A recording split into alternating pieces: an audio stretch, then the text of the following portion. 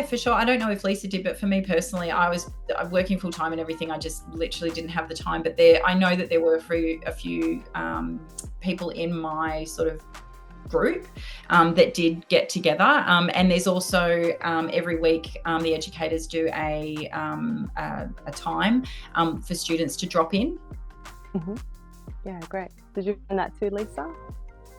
Yeah, I met, or there's the same sort of faces, that were up to the same subjects as me, that we kind of, tracked our way through the course together. And so I met these people online in the drop-in sessions. There was a few that I communicated with via email a little bit as well. I actually took 6 months off before re-entering to finish my final block.